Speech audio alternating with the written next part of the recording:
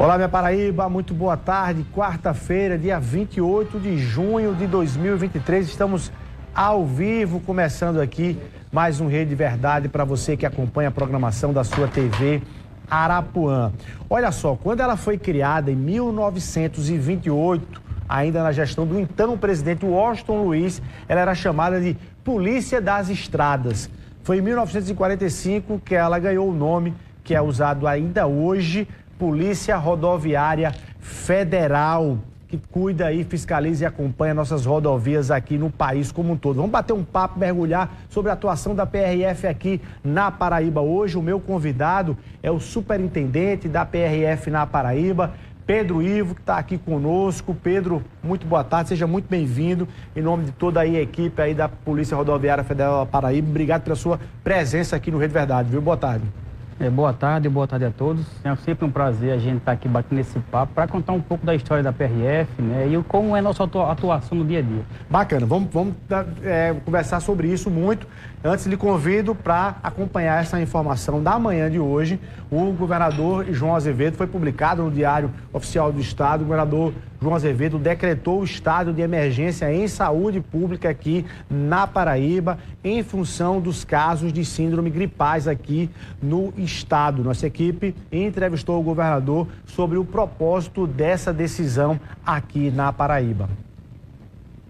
É para que a gente possa ter muito mais flexibilidade nas ações e rapidez na resposta.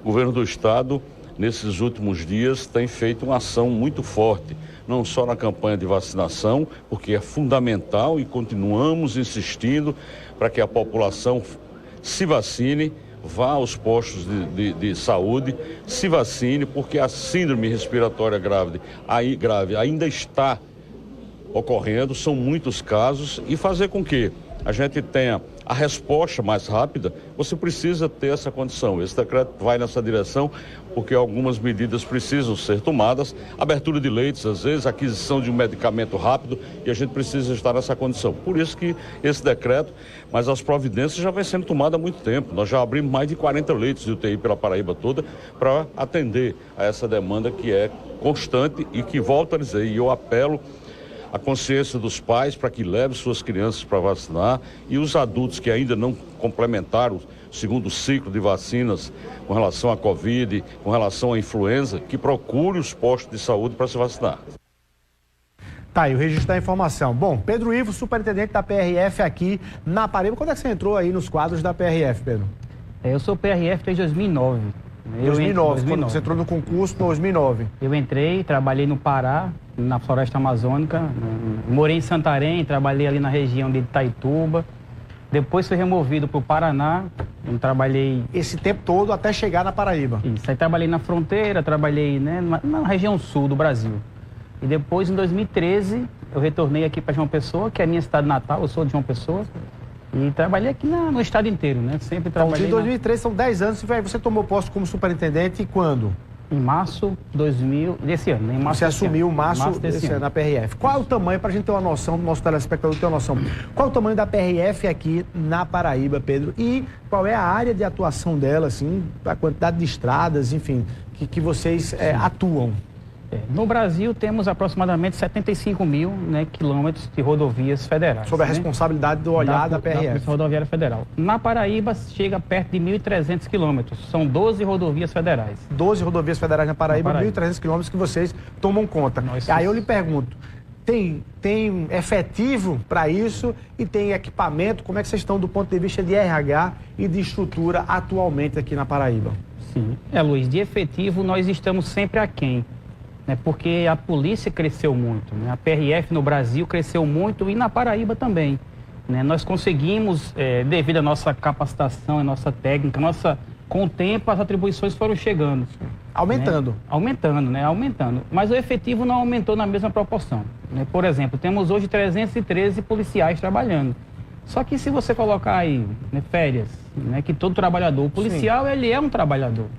Né? Então ele precisa tirar férias, tem sua carga horária, tem sua escala. E aí quando você pega esse efetivo, ele não é suficiente para a gente prestar o serviço, né, que a gente quer prestar para a sociedade. O que exige uma demanda maior de quem está atuando. Isso. Qual é a rotina de vocês, de um agente da PRF? Só para a gente entender ali, como é que ele tira o serviço para a gente entender? Temos a escala de serviço que trabalha nessas unidades operacionais que vocês se encontram aí nas rodovias quando estão transitando. Né? Esse policial trabalha 24 horas e folga 3 dias. Direto 24 horas? 24 horas direto. E na folga, né, ele não pode ter uma outra profissão. Ele tem que ficar à disposição, né, para prestar algum serviço ou para ser acionado pela instituição. Então, esses policiais trabalham nas unidades operacionais. Em tempos normais? Tempos normais, né? Mas, por exemplo, quando ocorre uma operação São João, né, com certeza o efetivo ele fica mais, sendo mais necessitado, né? Fica sendo mais demandado. E aí essa escala, aí essa folga, ela sempre é mais reduzida.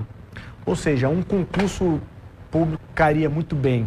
Vocês têm alguma sinalização? Receberam alguma sinalização nesse sentido?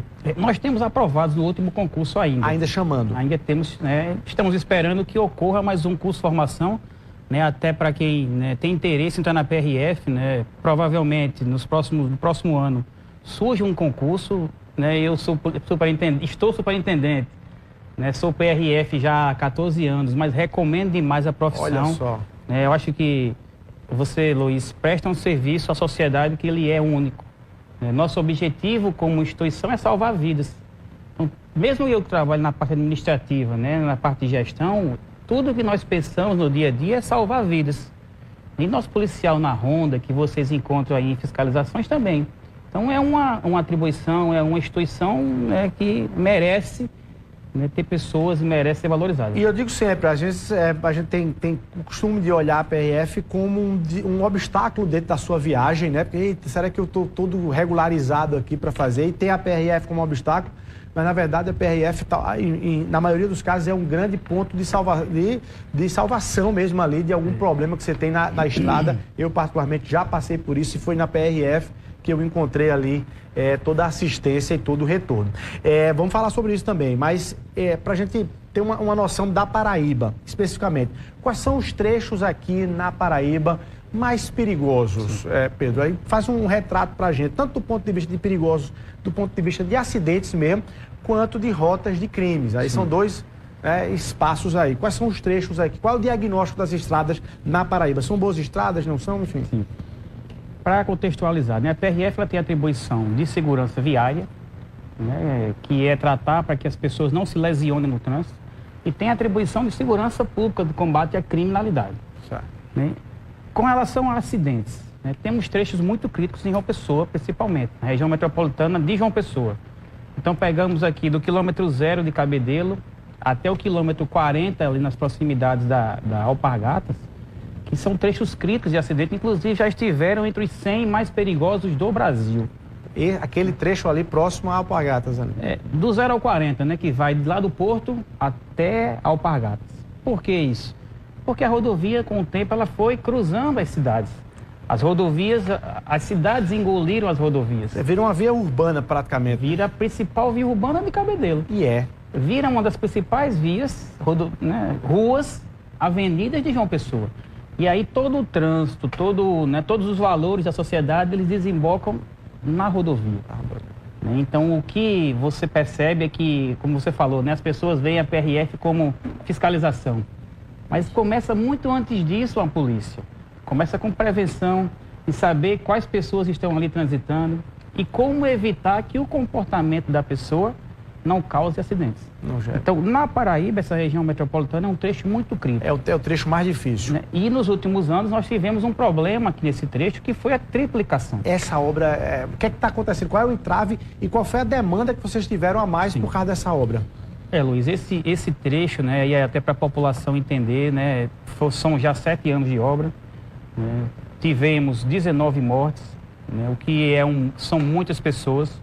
O que a gente sempre conversa, né, com as instituições é que precisa fazer um planejamento, as instituições precisam conversar antes de começar uma obra, porque isso interfere não apenas na rotina de quem transita, mas na rotina de quem mora nas regiões, às margens da rodovia. Então, se a gente pensar, né, vamos pegar aqui um acidente específico como o atropelamento, né, que ocorre muito por ser um trecho urbano. Né? Quem é que morre atropelado? Quem é que a gente pensa? Quem é que vai atravessar uma rodovia caminhando e morre atropelado? a pessoa que é pobre. Dificilmente você vai ver uma pessoa, sim, né, que é um morador ali da região. É um morador que está cruzando, que está trabalhando, que vai pegar o ônibus, né, que aí é atropelado. Então, esse planejamento de conversar com a sociedade é preciso antes de fazer uma obra dessa magnitude. Então, são 7 anos de acidentes. Tem que ter um processo de conscientização da população que vai servir aquela intervenção daquela obra. E aí entra no que eu falei anteriormente. A PRF, a polícia, não é só fiscalização, ela é prevenção.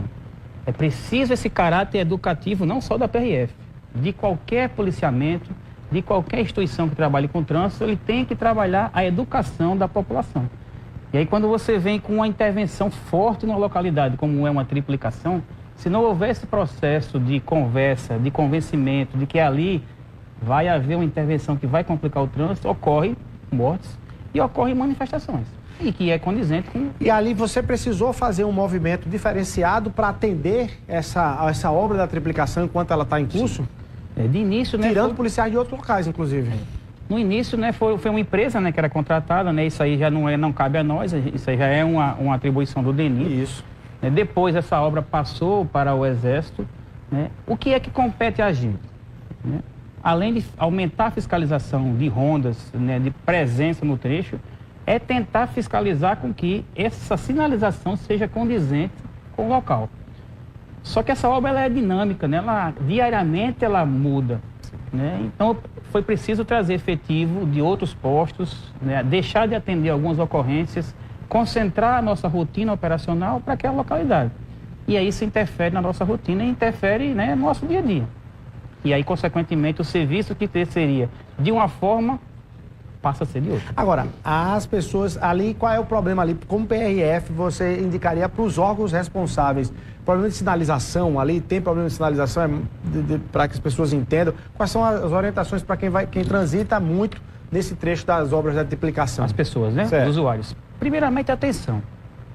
Ter muita atenção porque ela é dinâmica, né? Diariamente a sinalização muda. Na parte de Cabedelo já está quase, né, boa parte finalizada. Mas agora vai começar em João Pessoa. Então, os problemas que aconteciam em Cabedelo tendem a acontecer em João Pessoa. As instituições estarem sempre diligentes para melhorar a sinalização, para que o usuário entenda o que ela quer dizer para a pessoa que transita. É preciso que quando eu ou você estejamos ali transitando, eu entenda o que é que aquela sinalização quer me dizer. Seja de dia, seja de noite, seja na velocidade correta, seja na velocidade inclusive irregular. Eu preciso entender que ali há um desvio, que ali tem um buraco, que ali tem uma lombada. E aí essa conversa entre órgãos, fundamental. Sem esquecer a educação do povo que mora nas margens. Lombada eletrônica, qual é a sua, com base na experiência, qual é a visão da PRF? As pessoas reclamam muito, consideram as lombadas eletrônicas grandes indústrias da multa e tal, essa coisa toda, mas elas são fundamentais, não são? Qual a visão da PRF? Qualquer redutor de velocidade, ele tem a sua função de existir. Você acha que é importante? Então, esse estudo ele é feito, né, temporariamente pelo DENIT, de onde colocar aquela lombada eletrônica, né, aquele redutor, em específicos locais. Com o tempo, Luiz, muitas vezes com a educação do povo, essa lombada, esse redutor, ele não mais é condizente com o local. E aí, às vezes, ele precisa ser retirado. Mas, na grande maioria das vezes, né, o estudo do DENIT ele é muito técnico, né, realmente o DENIT é um órgão técnico muito bom, né, ele é colocado em um local que realmente acontecem acidentes. Da mesma forma, quando é um radar, né, nosso, esse radar portátil que o PRF utiliza no dia a dia. Né, a gente utiliza os radares em locais onde são pontos críticos de acidente, onde já aconteceram acidentes de saída de pista ou saída de leito carroçável devido a excesso de velocidade, devido a alguma intervenção ou alguma curva que existe naquele local. Então, quando se escolhe um local para colocar um equipamento desse, ou se utilizar um equipamento desse... Você já tem um estudo prévio de acidente. Ou seja, a gente fica pensando que é pegadinha para pegar mesmo o cidadão ali, para multá-lo. Não. Na verdade, já é fruto de um ponto em que, se não tivesse isso, você estaria contabilizando talvez feridos e mortos, é isso? Tanto que quando, né, há tempos atrás, houve uma redução da quantidade de radares, né, se limitou a utilização e isso teve consequência na violência no trânsito. A gente não pode deixar que o caminho que a gente vinha seguindo de redução de mortes no trânsito deixe de continuar caindo, né, por algum momento de algum pensamento diferente. Esses equipamentos, quando se estuda corretamente, ele tem efetividade, ele realmente faz com que a violência diminua. Tá. Lei seca, a questão das pessoas ainda bebendo e dirigindo e nas rodovias. Que parâmetros você faz? Já foi melhor? Enfim, já essa coisa reduziu, as pessoas estão desrespeitando mais, com base nas operações que vocês têm feito. O que é que vocês têm encontrado? O motorista mais irresponsável em relação a isso ou não? A Lei Seca fez agora, né, 15 anos, né? 15 anos da Lei Seca, né? Que é a tolerância zero. Eu percebi, com o tempo, você percebe que se relaxou um pouco no comportamento da população. Por quê? Falta de fiscalização? Falta, né? Eu acho que não só da PRF, né? Por ter crescido demais a atribuição, a gente precisa dar um enfoque maior na fiscalização de embriaguez, mas não só da PRF. É porque a gente não consegue colocar um PRF em cada localidade, né? Eu acho que tanto dos demais órgãos, mas aí, Luiz, o primordial e que é o fundamento de quando se cria uma lei, é que essa lei, com o tempo, modifique ali o comportamento da população, né? E ela entenda que dirigir sob influência de álcool vai interferir na sua dirigibilidade, né? Hoje em dia a gente encontra menos acidentes, né, com a causa de embriaguez, de influência de álcool, mas na rotina, né, nas fiscalizações, continua o condutor dirigindo sob influência de álcool. Mesmo com o aumento de pena, mesmo com a criminalidade, né, com a situação de crime, continua ocorrendo a ingestão de álcool. O Pedro, vocês trabalham com o público e vocês diariamente estão abordando pessoas, das que estão erradas, das que estão certas, das que estão erradas e acham que estão certas e das que estão certas e erram na abordagem.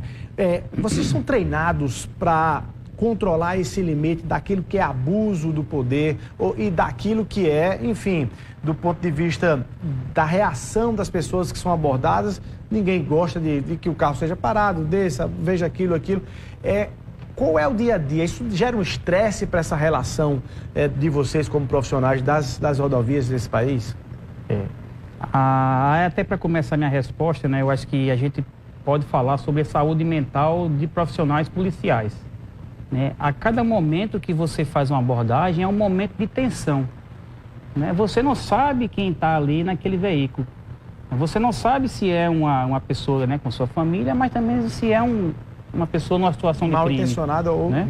Então, a cada abordagem é uma situação crítica para o policial que gera tensão e aí se interfere na saúde mental do policial.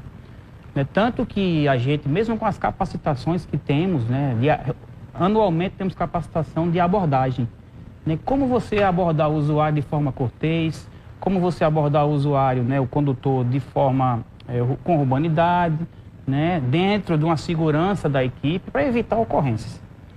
Só que nem sempre a ocorrência, né, ela termina como a gente quer, né? Mesmo com segurança, muitas vezes ocorrem, né, existem ocorrências que acontecem como aconteceu, né, há tempos atrás. Isso gera, né, para a instituição um certo questionamento, mas gera também para a instituição uma vontade e um estudo para melhorar nosso procedimento, né, para tratar o usuário como ele deve ser tratado, né? Mesmo que seja um criminoso, ele merece ser tratado dentro dos direitos que ele tem, né? Existem limites para a instituição, para o policial, para evitar um abuso. Certo. Então, a gente acompanhou, o Brasil acompanhou alguns casos específicos, né? Em algumas localidades no país, de uma abordagem ali um tanto quanto excessiva. Vocês trabalham também com esse limite, com esse cuidado. Sim, né? Nossas abordagens, elas são estudadas, né? Quando as abordagens elas saem do padrão, a gente faz um estudo sobre ela, estudo de caso, aprimora nosso procedimento, faz capacitações, entendendo que o que aconteceu ali, para que se evite acontecer. Por quê? Ou um policial vai sair lesionado, ou um policial vai ser responsabilizado, ou a pessoa, né, vai de alguma forma ter alguma lesão, ou vai, né, como foi o caso recente, de falecer. A gente precisa, Luiz, entender que se nós não estudarmos nossa instituição, se nós não tivermos um olhar crítico para dentro de nossa instituição e não pensarmos o que está acontecendo, a gente não evolui. A PRF chegou até aqui devido a muito estudo, nossa técnica, nossa doutrina, ela evoluiu com o estudo, tanto na parte de segurança viária, como na parte de combate à criminalidade. Só para complementar, Luiz, lembrando que toda a nossa abordagem começa com o trânsito. Normalmente a gente, quando vai abordar os veículos nos comandos que vocês veem aí nas rodovias, começa com uma fiscalização de trânsito, né, que é nossa essência. Segurança viária é nossa essência, uma polícia cidadã é nossa essência, uma polícia que salva a vida é onde a gente começa. E aí as coisas evoluem.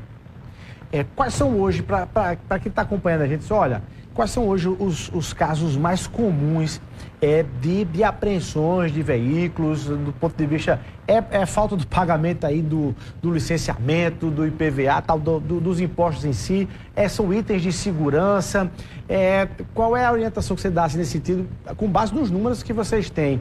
E eu lhe pergunto até mais, um debate mais profundo, a lei não é extrema de o cidadão está lá, atrasou um licenciamento, aí apreende o veículo, o cara fica na beira da estrada, nem resolve o pagamento, nem tem como voltar, enfim. Não teriam outros caminhos, assim, ó, você tem aqui 15 dias para ir para casa, paga isso, depois...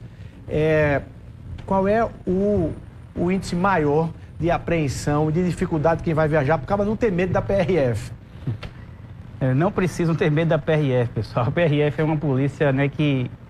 Só de usuários, Luiz, que a gente auxiliou nesse ano já são mais de 1.600. Auxiliou com o quê? Auxiliou com trocar o pneu, auxiliou com a família estar ali à noite, né, numa rodovia e o PRF vai lá para guardar ali, né, chegar um socorro. Então, tem a PRF como uma parceira, né, que é, na verdade, o que a gente realmente é. Com relação a apreensões, né, o licenciamento, né, é uma questão até se a gente pensar em termos mais profundos do que é ser polícia, né? Porque muitas vezes uma pessoa que não pagou o licenciamento é porque não teve condição de pagar, né? E se a gente retém o veículo muitas vezes do trabalho daquela pessoa, a gente está até replicando desigualdade, né? O que a gente não quer. A gente quer ser uma polícia que multiplique a humanidade e não replique desigualdade. Mas a gente fica vinculado à lei. Se a lei determina que a gente tem que fazer a remoção, o policial ele não tem a discricionalidade de não remover. Há tempos acontecia de não termos um pátio contratado. Então, se você viesse conduzindo com licenciamento atrasado, fosse abordado, existia a possibilidade de dar um prazo para regularizar. Por falta do espaço de apreensão do carro. Houve uma flexibilização, da legislação também se flexibilizou. Hoje não, o policial que flagra, né, um veículo sendo conduzido com licenciamento atrasado, ele tem que remover, né? É a lei que exige. Eu entendo, né, aí já é uma questão pessoal, de que muitas vezes ele nem é uma questão de justiça, mas é uma questão legal, né? Está na lei.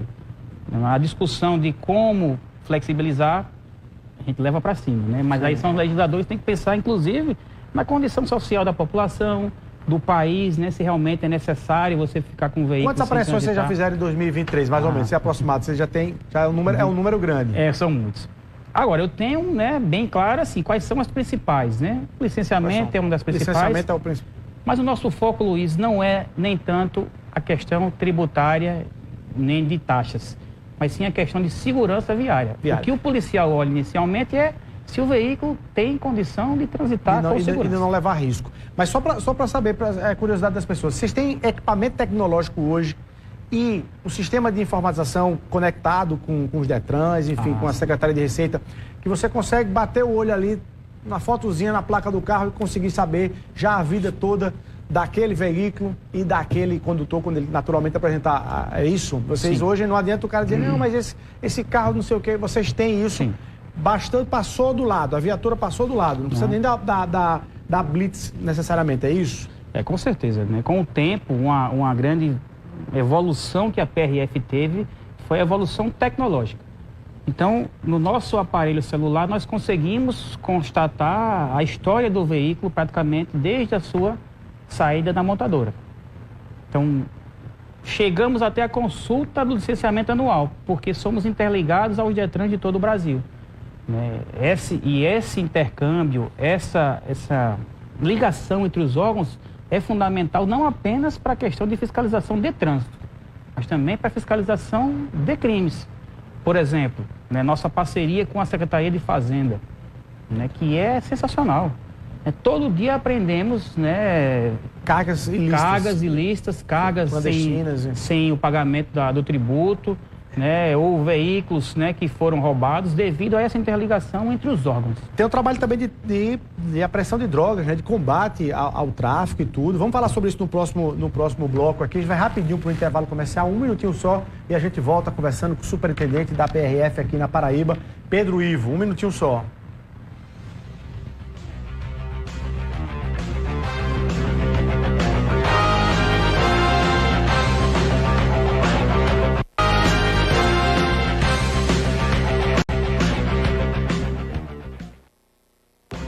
Ok, estamos de volta ao vivo aqui no Rede Verdade, hoje conversando com o superintendente da Polícia Rodoviária Federal aqui na Paraíba, Pedro Ivo, para aproveitar melhor o tempo, Pedro, lhe pergunto, e a questão do combate ao crime nas estradas, né, que são vias aí de acesso. Lhe pergunto como é que é o trabalho da PRF e já emendo outra pergunta, dizendo, você acha que o governo do estado deveria retornar com algumas, enfim, ações para contribuir também, a questão da Manzoá, enfim, de outras coisas, para ajudar de alguma forma também nesse combate específico ao crime?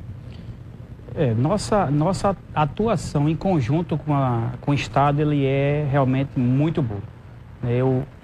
Tanto com relação ao monitoramento das rodovias, com relação ao monitoramento de rodovias estaduais e federais, existe um intercâmbio, Luiz, muito bom entre a PRF e especificamente entre a PM e a Polícia Civil. Nós conseguimos, com o tempo, conseguir uma interligação muito boa de trabalhar em conjunto. Eu percebo que aqui no Estado, estamos bem em termos de segurança pública.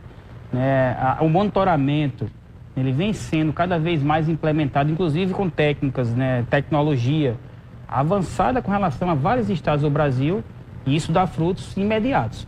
A partir do momento que a PRF, com seus equipamentos tecnológicos, suas câmeras de rodovia, nós nos aliamos com a PM ou com a Polícia Civil, o resultado ele é claro. Recentemente tivemos 2 apreensões de droga com a Draco, que foram uma das maiores da Paraíba na história. Por isso As imagens são essas, inclusive, Então, assim, essa ligação entre instituições é fundamental para realmente se combater a criminalidade efetivamente, lá na base, desde a base até as grandes organizações criminosas. Então, o governo do estado ele vem realmente investindo bem. Nossas reuniões são sempre muito proveitosas. A Operação Manzoá, você tem sim ou não? Não. Eu acho que a PRF ela consegue, com esse apoio, tanto a PRF como a PM conseguem trabalhar bem, sem necessariamente ter uma instalação ponto fixo. Tá. Hoje em dia o policiamento ele precisa trabalhar de várias formas. De ronda, de ponto fixo, mas mais importante, com inteligência e com monitoramento eletrônico. Pedro, tempo estouradíssimo, mas eu não posso deixar de fazer essa pergunta. Existe um debate nacional no Tribunal Superior Eleitoral de uso da PRF nas eleições de 2022. No Nordeste, inclusive. O que é que você diz sobre isso? Esteve aqui na Paraíba, Paraíba foi chamada para falar sobre operações eventualmente exageradas aqui na Paraíba contra eleitores de Lula aqui? Não era minha gestão ainda, mas eu trabalhava na PRF e eu não percebi, já depois que eu entrei na gestão, eu não percebi nenhum tipo de interferência nesse sentido. Os fatos estão sendo apurados, os gestores da época estão respondendo, para se analisar a conduta de cada um. Mas na Paraíba, especificamente, eu não consegui visualizar isso de forma diferente do que acontecia antes. Lembrando que nossa fiscalização se baseia sempre, inicialmente, na segurança do veículo. Se houver algum tipo de conduta que saia fora disso, que seja uma conduta que tenha um direcionamento político, não é o correto. Não é para ser feito. Pedro Ivo, superintendente da PRF na Paraíba, muito obrigado pela sua participação aqui no Rede Verdade. Parabéns pelo trabalho de toda a equipe da PRF aqui no estado da Paraíba. Muito obrigado. Obrigado, eu estou sempre à disposição da população que quiser conversar com a PRF. E as demais, tenham uma boa tarde. Bom demais. Bom, a gente está ficando por aqui. É você o nosso abraço. Muito obrigado pelo carinho da sua audiência e até amanhã, se Deus quiser.